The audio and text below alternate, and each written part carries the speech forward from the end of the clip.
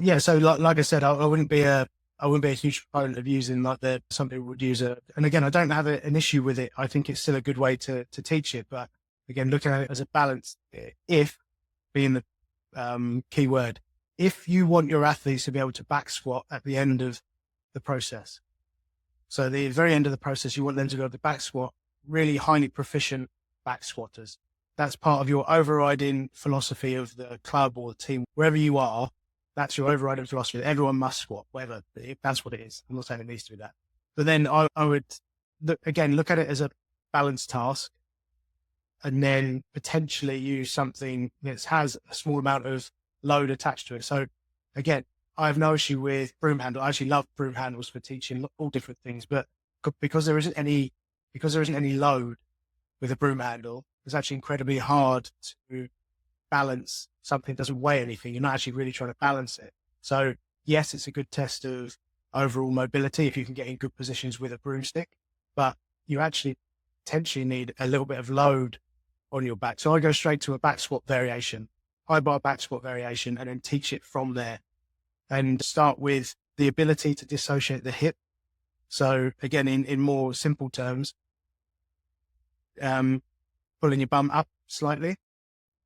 So you create that kind of a small amount of lordosis in the back.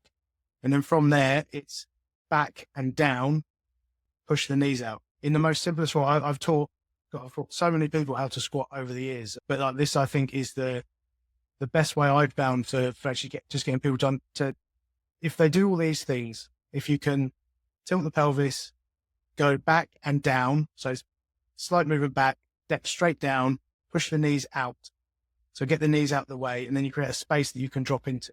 If you can do all those things, you'll have people who can squat to full depth instantly, because you're taking away all of the sort of mechanical factors that lead you to not being able to squat balance the barbell, because that's ultimately what's happening. Is that if you get the sequence wrong, as in you teach someone to squat, but they go knees first. So say you go knees first with the squat, then you wind up through limited dorsiflexion. So you go through all of your dorsiflexion straight away.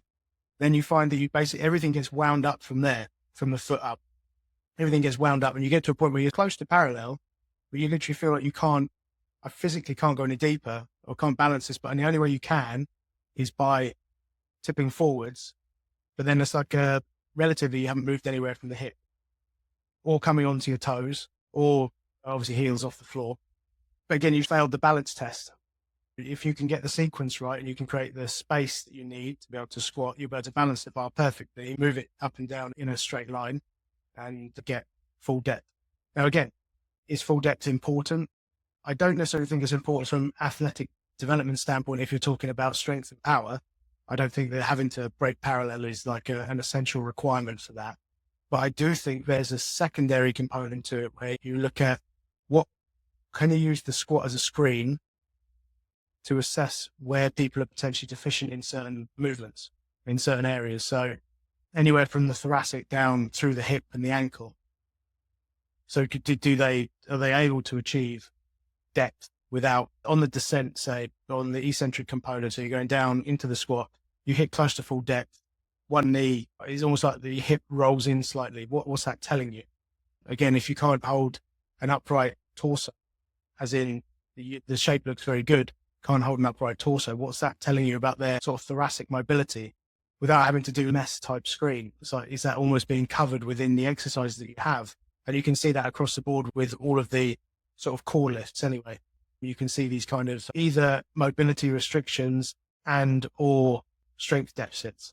And they show themselves pretty quickly, especially mobility stuff, which shows itself very quickly if you're trying to perform the lift correctly.